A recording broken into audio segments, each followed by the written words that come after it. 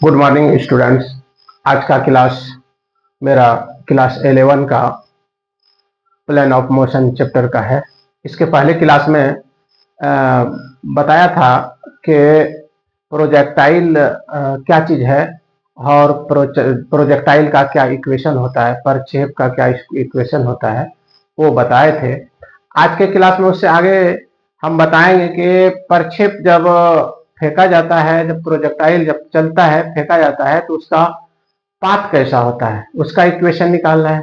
दूसरा ये कि वो टाइम कितना लेता है, जमीन पर जब उसको फेंकते हैं ऊपर तो जमीन पर आने में उसको क्या टाइम लगता है ये, और ये कितना अधिकतम ऊंचाई तक ये जाता है, फिर उसकी रेंज कितना होता है। ये चार चीजों का इक्वेशन आज हम देंगे।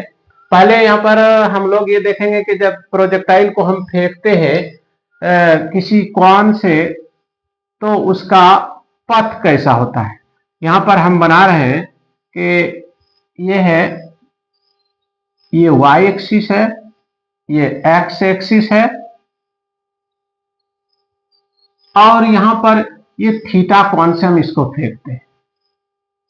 थीटा कौन से भी वेग से फेंक देते हैं, थीटा कौन से ये थीटा जीरो कौन यानी जीरो प्रारंभिक वेग। तो इसका पथ देखिए, चूंकि ये गुरुत्वीय त्वरण के अधीन गिरता है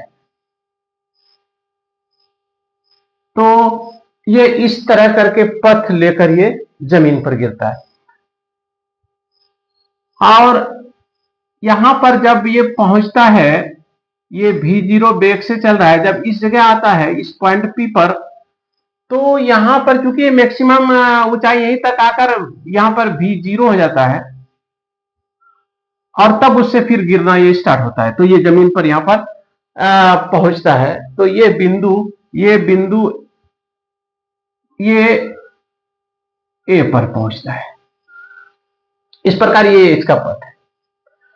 तो जब इस दौरान, जब फेंकने के दौरान जब ये उड़ता है, ये चलता है, तो यहां तक इस बिंदु पर, ये पी बिंदु है जो ये मैक्सिमम हाइट है इसका, वहां पर पहुंचकर उसका वेग जो है वो भी हो जाता, भी जीरो हो जाता है, फिर वो नीचे की ओर गिरता है, और नीचे की ओर जब गिरता है तब जाकर वो जमीन पर, यहां पर ए बिंदु पर वो जमीन को टच करता है। तो ये इसका पथ है, और इसमें यहां तक जो ये देख रहे हैं ये ऊंचाई इसकी मैक्सिमम हाइट है। ये मैक्सिमम हाइट एच है, एच कहो या एच एम कहो, जो भी रहो, इसका ये मैक्सिमम हाइट। ठीक है, तो आज हम लोग ये देखेंगे कि ये कैसा पथ लेकर ये चलता है, किस तरह ये उड़ता है। तो इसके पहले इसका हम लोगों ने देखा था कि जब प्रोजेक्टाइल जब फेंकते हैं तो उसका विस्थापन वो बताए थे एक्स एक्सिस में भी zero cos theta zero T, और वाई एक्सिस इसका जो घटक है जिसको कहते हैं वर्टिकल घटक, वर्टिकल कंपोनेंट, वो था भी zero sine theta zero minus G T.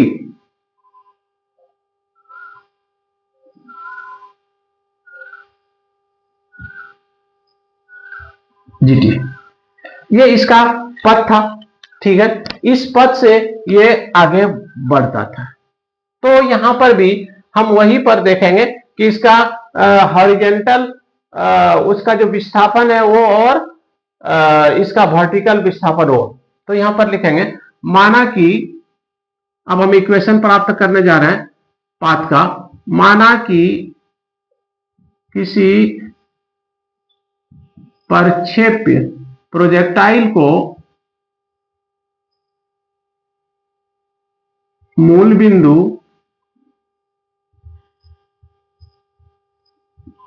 Zero zero से थीटा कोण पर भी जीरो वेग से प्रक्षेपित किया जाता है, तो वह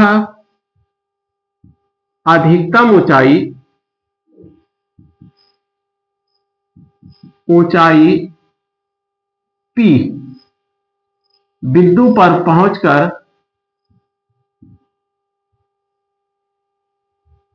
पहुंचकर उसका वेग v0 शून्य हो जाता है और वह गुरुत्वीय त्वरण g के अधीन ग्रेविटी g के अधीन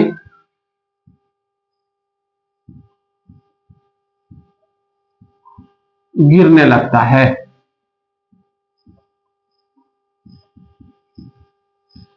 और पृथ्वी सतह के कहां पर ए पर वो टच करता है, पृथ्वी के सतह ए पर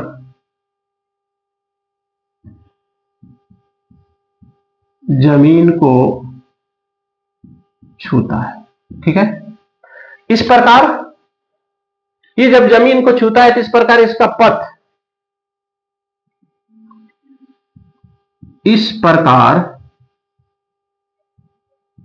इसका पथ का समीकरण निम्न प्रकार से प्राप्त किया जा सकता है। ठीक है, अब देखिए इसके पहले जो मैंने कि जब जाता है तो इसका विस्थापन, हॉरिजॉन्टल विस्थापन और क्या कहते हैं वर्टिकल विस्थापन इसका जो है वो ये है। तो इसका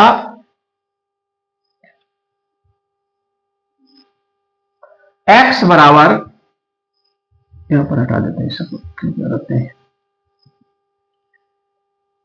x बराबर v0 cos थीटा 0 t एवं y equal to v0 sine theta 0 minus gt।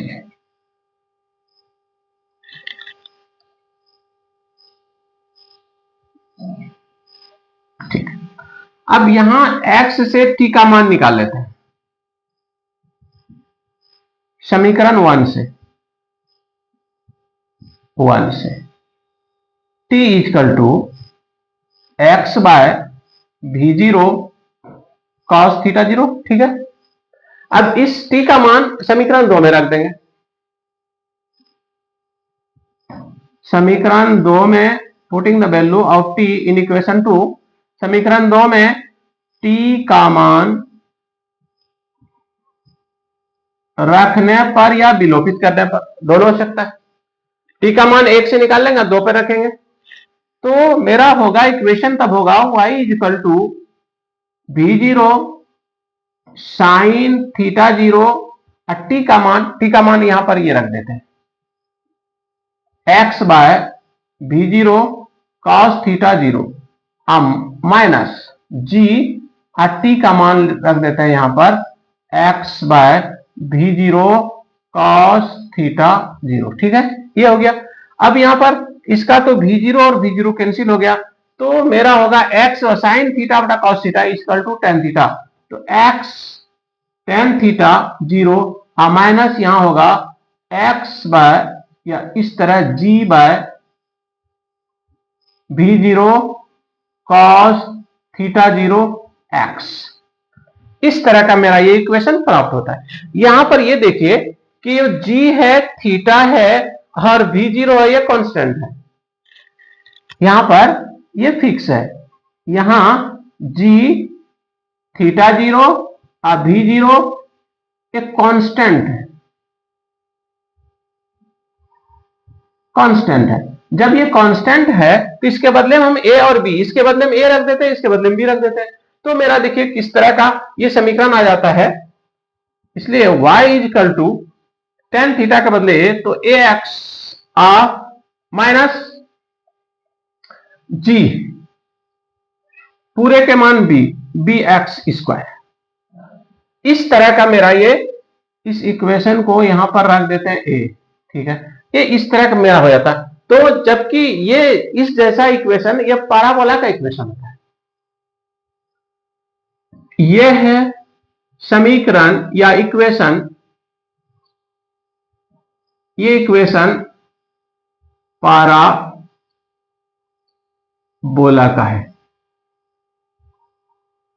ठीक है, पैराबोला का इक्वेशन है। तो इसका मतलब जब पैराबोला का इक्वेशन है तो इसका पथ, ये इसका समीकरण निकला, ये पैराबोला मतलब परवलयकार, अर्थात प्रोजेक्टाइल का जो पथ होता है, जो उसका इक्वेशन होता है पथ का, वो मेरा पैराबोला जैसा है ना, परवलयकार। तो ये परवलयकार अतः प्रोजेक्टाइल का इक्वेशन पैराबोला के इक्वेशन के समान है। अतः हाँ समान है, इसलिए इक्वेशन ऑफ पाथ जो होगा प्रोजेक्टाइल का वो पैराबोला। अतः या इसलिए प्रक्षेप्य का पथ या प्रक्षेपक का पथ, प्रक्षेपक लिख सकते हैं, का पथ परवलयकार होता है, परवलयकार होता है। तो ये इक्वेशन मेरा, एक इक्वेशन मेरा आ गया।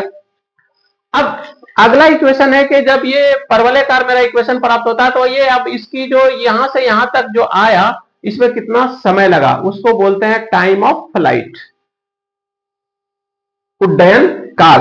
अब उसका इक्वेशन हम लोग निकालने जाएंगे। तो थोड़ा सा इसको हम लोग यहां पर ये कर देते हैं, इसको साफ कर देते हैं, उसके बाद चूंकि इसमें जगह कम है तो अब मेरा चूंकि एक चीज का इक्वेशन मेरा निकल चुका, इसलिए अब हम लोग निकालेंगे कि ये यहां से जब वो उड़ा तो P होते हुए वो A पर आया तो इसको कितना समय लगा। तो सबसे पहले हम ये देखेंगे हम लोग कि O से P तक जाने में उसको क्या समय लगता है, उसको कितना, उसमें किस वेलोसिटी से जाता है और कितना समय उसमें लगता है। तो ये दो चीजों को हम यहाँ पर, अब इसको हम थोड़ा सा साफ कर लेते हैं, चूंकि आप लोगों ने ये उतार लिया होगा और उतार लिया है, इसलिए अब हाँ, तो इसलिए इसको हम थोड़ा सा साफ कर देते हैं।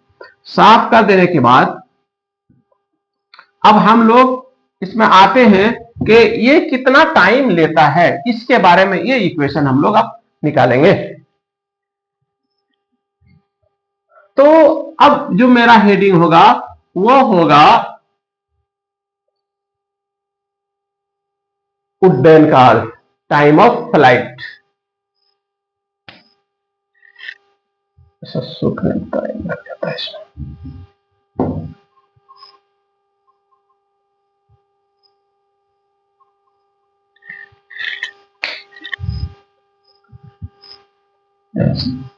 सूखने में टाइम नहीं लगता है, खैर कोई बात नहीं है, सूखने में टाइम लेता है। थोड़ा सा यहाँ पर लिख देते हैं। अब हम लोग अब मैक्सिमम टाइम, टेकन टाइम, जो टाइम लेगा O से P होते हुए A पर जाने में उसका, तो पहले हम लोग फर्स्ट ऑफ ऑल O से P तक जाने में जो समय लगता है उसको हम लोग निकालते हैं। तो उसको कहते हैं मैक्सिमम टाइम ऑफ, या यूं कहो कि अधिकतम समय अंतराल या समय।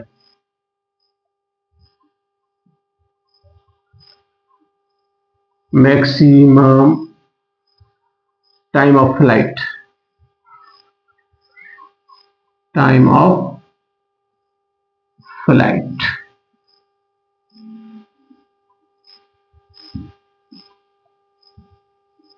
Time of flight.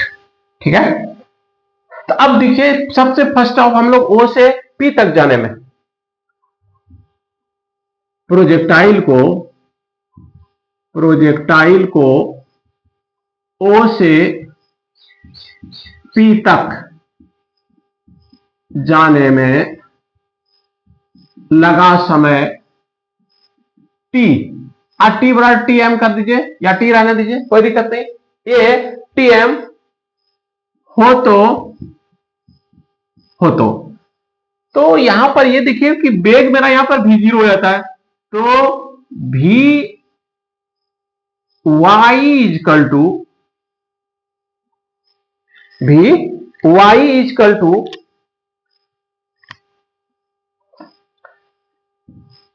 V0 sine theta 0t minus theta 0 minus gt, ये है मेरा वेग, इतना है, यानी V0 sine theta 0 minus gt, ये मेरा इक्वेशन है किसका, ये वर्टिकल जब फेंका गया तो ये चूंकि यहां पर जाकर शून्य हो गया तो ये y मेरा शून्य, अर्थात V0 sine theta 0 minus gt equal to 0।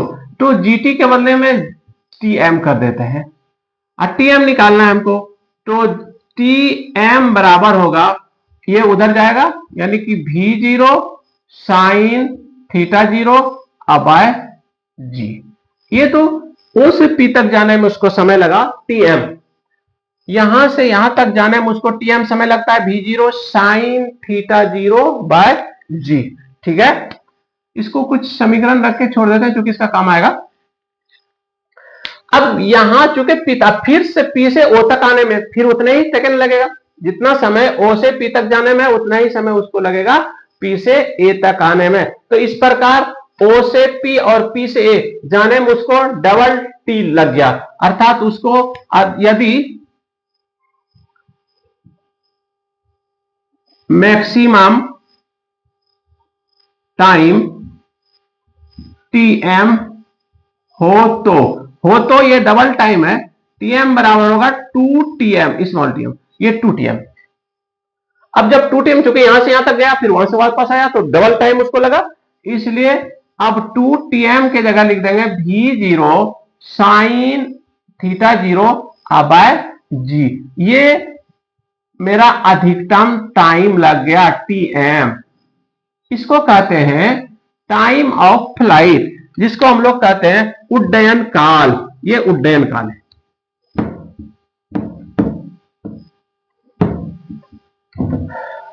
इसे ही लिख लीजिए, इसे ही प्रक्षेप्य का प्रोजेक्टाइल का उड्डयन काल कहते हैं, टाइम ऑफ फ्लाइट कहते हैं, उड्डयन काल, इसको लिख देते हैं टाइम ऑफ फ्लाइट। ठीक है, यही है टाइम ऑफ फ्लाइट, इसको कहते हैं कि जब कोई प्रोजेक्टाइल जब फेंका जाता है वो जाता अधिकतम ऊंचाई पर जाकर फिर वो नीचे की ओर गिरता है, पृथ्वी पर पहुंचता है, तो अधिकतम ऊंचाई जाने और पृथ्वी पर आने में उसको जो समय लगता है वो पूरा का पूरा समय कहलाता है टाइम ऑफ फ्लाइट, यानी उड्डयन काल, प्रोजेक्टाइल का उड्डयन काल। तो मेरा उड्डयन काल का इक्वेशन हो गया tm बराबर 2v0 sign theta 0 bye g। इसे ही प्रोजेक्टाइल का उड्डयन काल इन टाइम ऑफ फ्लाइट कहते हैं। ठीक है, मेरा उड्डयन काल भी प्राप्त हो गया, मैंने समय को O से A तक आने में उसको कितना समय लगा, तो इतना समय लगा। अब कहता है कि ठीक है वो तो इतना समय इसको लग गया, लेकिन ये P तक आने में, O से P तक यानी अधिकतम ये ऊंचाई मैक्सिमम हाइट है, मैक्सिमम हाइट में जाने में उसको कितना ऊंचाई लिया हो। अब हम लोग मैक्सिमम हाइट निकालेंगे, मैक्सिमम हाइट कितना होता है। ठीक है, अब इधर हम लोग थोड़ा सा साफ कर लेते हैं उसको। तो पैराबोला का देखें, पैराबोला का पथ भी पैराबोला के जैसा उसका पथ होता है, यानी प्रोजेक्टाइल का पथ पैराबोला होता है, और उसका टाइम ऑफ फ्लाइट हम लोग निकाल लिए। अब निकालेंगे मैक्सिमम हाइट ऑफ प्रोजेक्टाइल। तीसरा है मैक्सिमम हाइट ऑफ प्रोजेक्टाइल, अधिकतम ऊंचाई, प्रोजेक्टाइल का अधिकतम ऊंचाई, मान लेते हैं ये ऊंचाई m है, माना कि प्रोजेक्टाइल की अधिकतम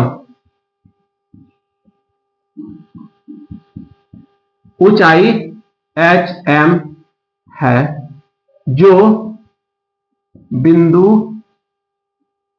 P दर्शाता है, जो बिंदु P दर्शाता है, यानी P पर यह अधिकतम ऊंचाई।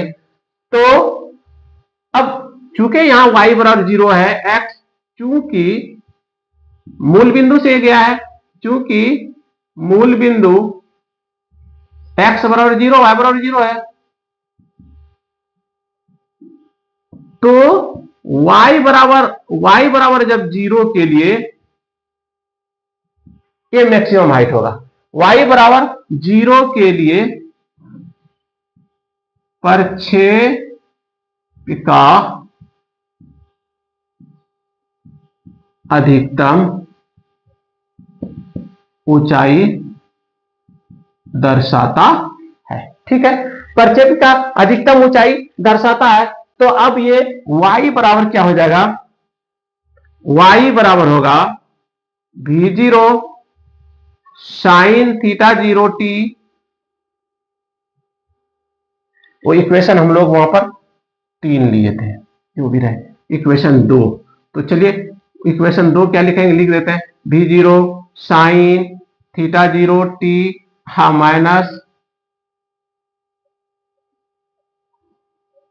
Half GT square, half GT square. ठीक है,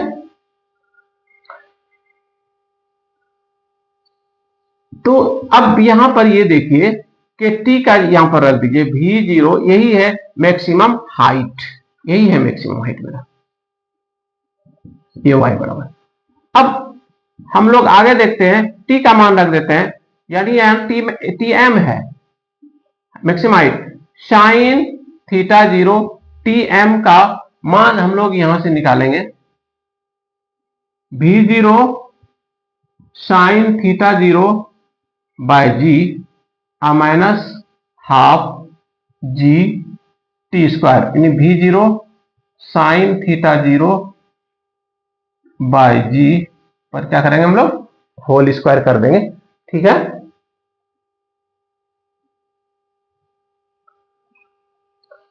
अब आगे देखिए ये डबल है, तो हम लोग कर देते हैं v0 साइन थीटा 0 पर होल स्क्वायर कर देते हैं। ओके, अब बाय जी माइनस जी और एक जी कैंसिल हो गया यहां पर, तो v0 साइन थीटा 0 पर होल स्क्वायर कर दीजिए, आप बटा ये 2g हो जाएगा, क्योंकि एक जी और एक जी यहां पर कैंसिल हो गया, 1g स्क्वायर है, तो इतना मेरा होगा। अब जब इतना होगा तो इसमें एलसीएम हम लोग ले लेंगे, तो एलसीएम हम लोग जानते हैं 2g होगा, 2g होगा। तो यहां पर हम लोग इस तरह करते हैं कि 2 रहने देते हैं और इसको v0 साइन थीटा 0 पर होल स्क्वायर हम लोग लगा देते हैं।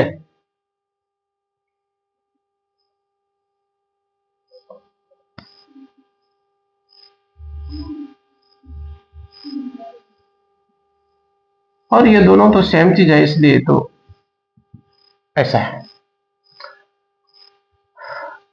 ठीक है, इसको ये हाफ है और ये तो हाफ बचेगा, ये मेरा हो गया, ये h बराबर हो गया मैक्सिमम हाइट, मैक्सिमम हाइट मेरा यही होगा। इसको ठीक से लिख देते हैं, h बराबर एच एम बराबर v0 साइन थीटा 0 पर whole square by 2g।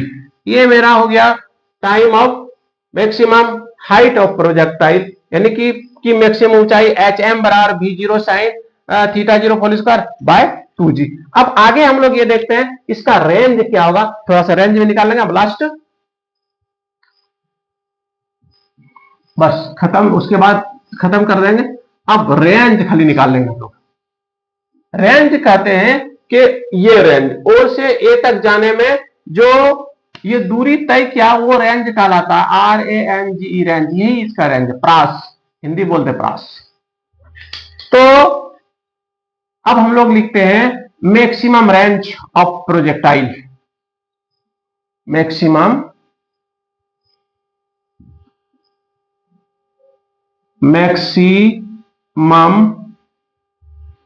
Range of projectile, projectile की रेंज कितना हो। तो जाहिर सी बात है कि यहां से यहां तक आने में वो जो वेग है उसका, ये जो गिरा है वो होगा, ये जो रेंज आर बराबर होगा v0 cos theta 0 into T. यानी कहने का मतलब यह है कि जो इसका विस्थापन, यही तो रेंज है, एक्स एक्सिस उसका विस्थापन, एक्स एक्सिस इसका रेंज है। तो आर बराबर इतना। अब टी चूंकि एम है यहां पर, तो रख देते हैं v0 cos थीटा 0, और टी का मान हम लोग यहां से टी एम से रख देते हैं कितना, v0 साइन थीटा 0 अब बाय तो कैपिटल टीएम होगा। तो टीएम का मान रख देते हैं 2v0 साइन थीटा 0 अब बाय जी। अब ये एक मेरा फॉर्मूला होता है 2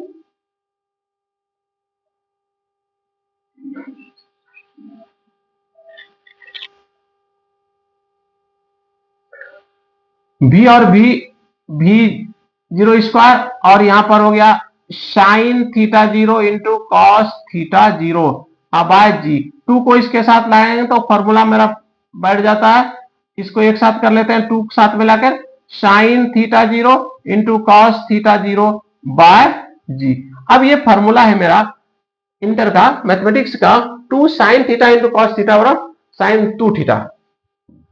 तो v0 स्क्वायर बाय जी, और ये साइन 2 थीटा के बराबर हो गया। ये मेरा आ गया रेंज, यही मेरा रेंज होगा। प्रोजेक्टाइल का जो रेंज है ओ से ए तक जाने में, उसको जो रेंज उसका है वो है v0 square by g sine 2 theta. अब यहां पर ये कहता है कि प्रोजेक्टाइल को, इसको हटा देते हैं, प्रोजेक्टाइल को किस कोण पर, जो इस किस कोण से उसको फेंका जाए तो वो ज्यादा दूर जाएगा। इस तरह समझिए कि बॉलर, क्रिकेट का बॉलर जब बॉलिंग करता है वो किस कोण से बॉलिंग करे कि अधिकतम दूरी तक वो जा सकता है बॉल, यानी बैट्समैन के पास करीब करीब वो अधिकतम दूरी तक जा सकता है, वो किस एंगल से वो बॉलिंग करेगा। बॉलर यानी बॉलर जो बॉलिंग करता है वो किस एंगल से करेगा, तो यहीं से पता चलता है किस एंगल से करेगा। तो कहता है आप लोग देख रहे हैं कि साइन 2 थीटा, साइन का अधिकतम मान 90 डिग्री होता है, ठीक है। तो ये 2 थीटा का मान 90 डिग्री होना चाहिए, साइन 90 डिग्री मतलब 1, तो 2 थीटा का मान 90 डिग्री, यानी 2 थीटा का जब मान 90 डिग्री होगा तो थीटा का मान कितना हो जाएगा, 45 डिग्री होगा। यानी कहने का मेरा मतलब यह है कि प्रोजेक्टाइल को थीटा कोण यानी 45 डिग्री के कोण से अगर बॉलिंग वो करेगा या फेंकेगा तो अधिकतम वो दूरी, अधिकतम रेंज तक वो जा सकेगा। तो इसको थोड़ा सा हम लिख देते हैं, यदि थीटा बराबर 45 डिग्री हो तो साइन 2 थीटा बराबर 1, यही होगा साइन 2 थीटा बराबर, ये अधिकतम रेंज है, ये प्रक्षेप का अधिकतम प्रास है, इसलिए आर मैक्सिमम बराबर होगा v0 स्क्वायर जी, और इसका साइन 2 थीटा 45 डिग्री का मान जब भी लेंगे तो मेरा ये 90 डिग्री हो जाता है।